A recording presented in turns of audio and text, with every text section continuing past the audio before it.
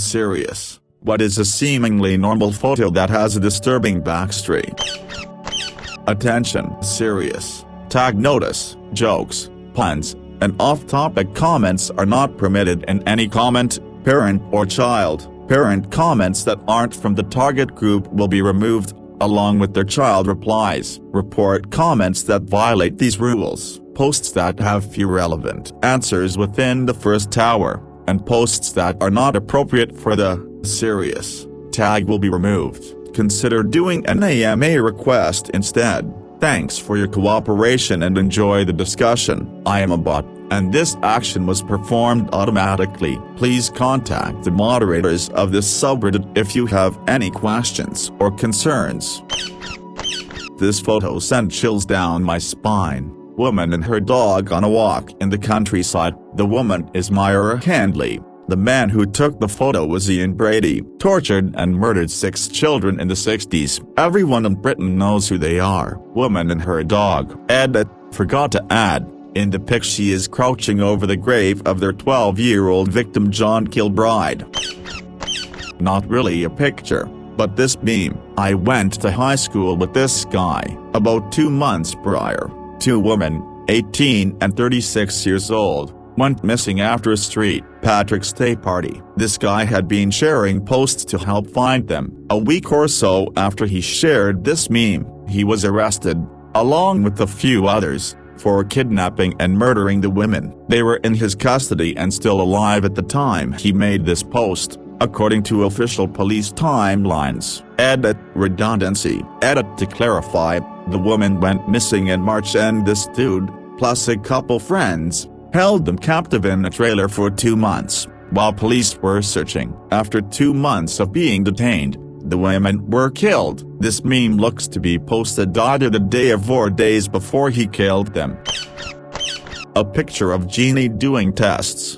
https://www.theguardian.com/society/2016/July/14/Jeannie feral child Los Angeles researchers. Jeannie was a feral child, but not because she was raised by wolves, but because of abuse, where she was essentially tied to a chair in a room her whole childhood, and punished when she made noise. She was found, rescued, and they tried to teach her to speak ... but also a lot of linguistic research is based on her case. The thing about the picture is ... while her family had claimed her to be retarded, she actually managed to learn to communicate a bit. By all we know now, she was curious, intelligent, and eager to learn ... Her brain had just literally missed the window to learn language. She's, on this picture, desperately trying to learn to communicate, but she never gained full language. Also, she sort of ended up cast aside by the researchers who used her as a guinea pig. If alive, she's in a assisted living facility somewhere. Edit. Several people commented on the cast aside and used as a guinea pig part, while some researchers, such as Curtis, seemed to genuinely have cared for Jeannie. There definitely are signs that not all of them had equally noble motives. I did research this a while back, and different articles focus on different people. This article, https://www.verywellmind.com/Jeannie the story of the wild child 2,795,241 paints a somewhat different picture than The Guardian one. Psychiatrist Jay Shirley helped assess Jeannie after she was first discovered, and he noted that since situations like hers were so rare, she quickly became the center of a battle between the researchers involved in her case. Arguments over the research and the course of her treatment soon erupted. Jeannie occasionally spent the night at the home of Jean Butler, one of her teachers. After an outbreak of measles, Jeannie was quarantined at her teacher's home. Butler soon became protective and began restricting access to Jeannie. Other members of the team felt that Butler's goal was to become famous from the case, at one point claiming that Butler had called herself the next Anne Sullivan, the teacher famous for helping Helen Keller learn to communicate. Eventually, Jeannie was removed from Butler's care and went to live in the home of psychologist David Reigler, where she remained for the next 4 years. Despite some difficulties, she appeared to do well in the regular household. She enjoyed listening to classical music on the piano and loved to draw, often finding it easier to communicate through drawing than through other methods. Naim withdrew funding in 1974. Due to the lack of scientific findings, linguist Susan Curtis had found that while Jeannie could use words, she could not produce grammar. She could not arrange these words in a meaningful way, supporting the idea of a critical period in language development. Regular's research was disorganized and largely anecdotal. Without funds to continue the research and care for Jeannie, she was moved from the Regular's care. At the very least, not all of their motives were so pure, and this kid was failed on several levels. These photos of Auschwitz staff enjoying pleasant days off always stick with me. They looked like camp counselors, but their job is killing people in horrible ways and they enjoyed it. Most probably took lives not shortly before or after the photos were taken. Edit: looks like the Reddit hug of death is slowing the site, so if you want to be angry, take a look here for the ones that stick out to me the most. All are sickeningly SFW. This photo of Howard Ashman and Alan Menken, who wrote the lyrics and music respectively for The Little Mermaid, Beauty and the Beast and Aladdin. In this photo they had just won Oscars for The Little Mermaid. That night Ashman told Menken they needed to have a serious talk when they got back to New York, and when they got back a couple days later, Ashman told Menken he had AIDS and was going to die. They had been songwriting partners for over a decade and were in the middle of working on Beauty and the Beast, so it looks like a happy photo of two men achieving their wildest dream. But it's really a record of the last normal moment they had together, and while Menken is all smiles, if you look closely at Ashman you can tell something's wrong.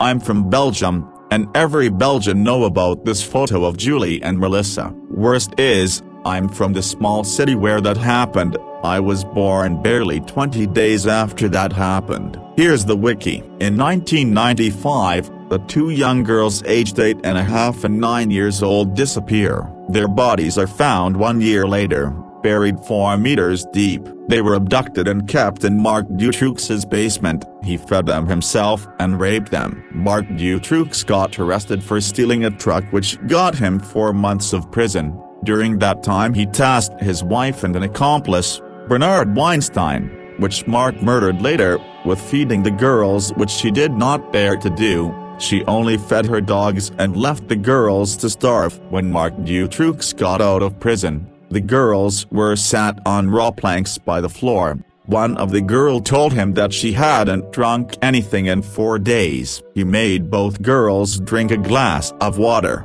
drop by drop. Julie died sometime later. He stored her body in a plastic bag in a freezer. He told Melissa that her friend was at the hospital to give her hope, brought her some food to make her eat, which she could barely do.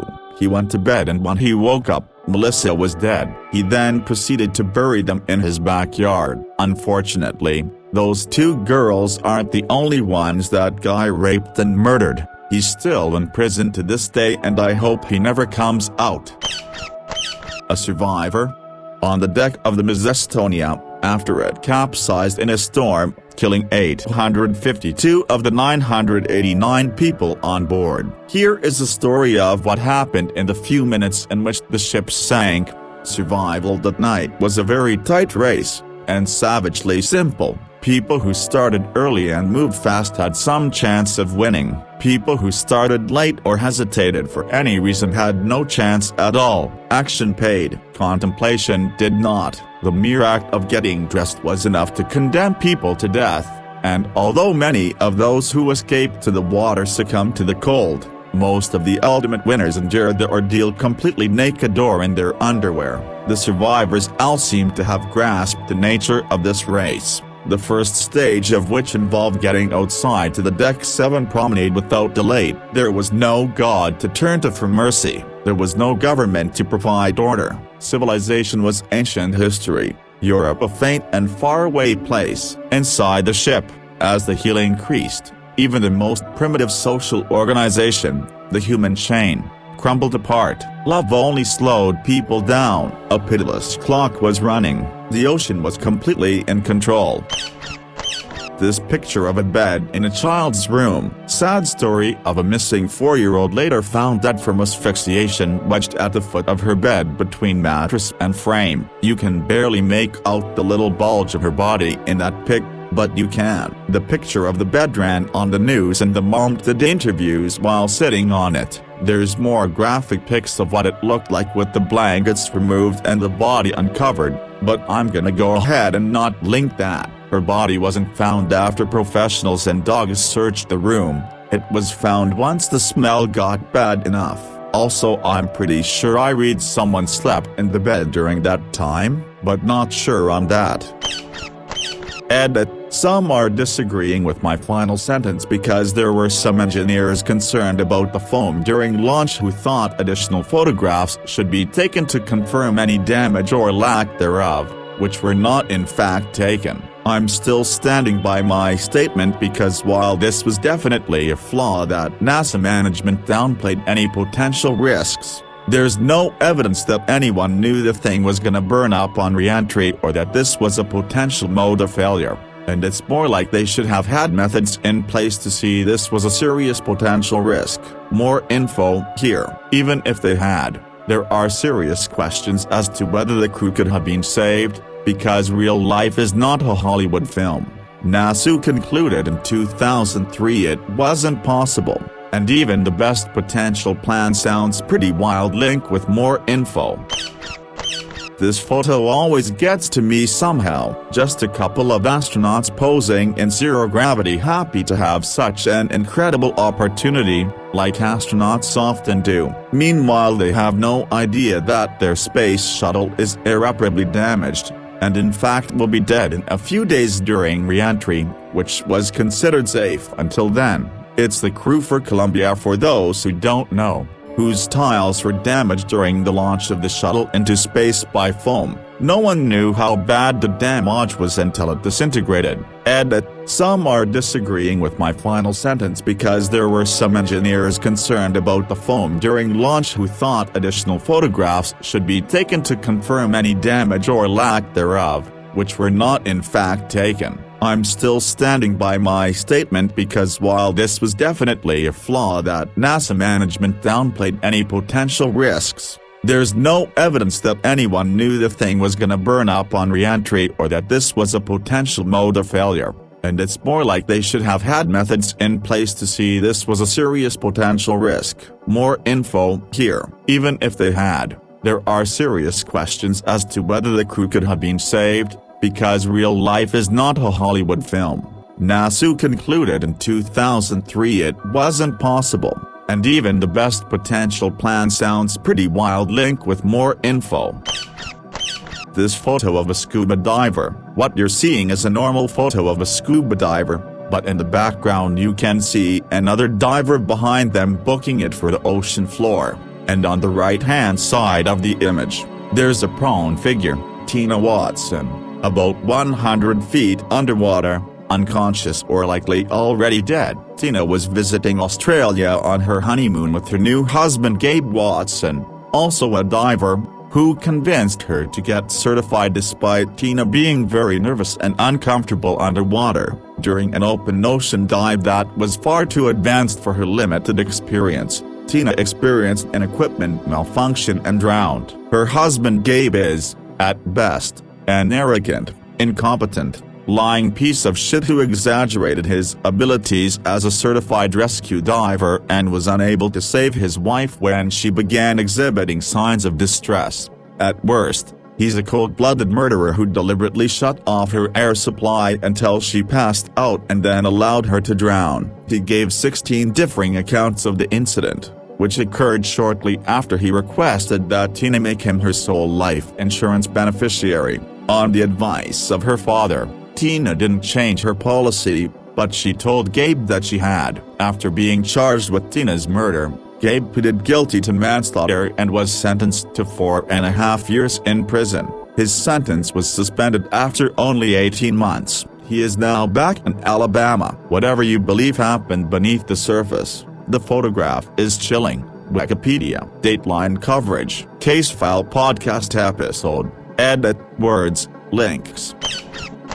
This was the last picture taken of Dale Earnhardt.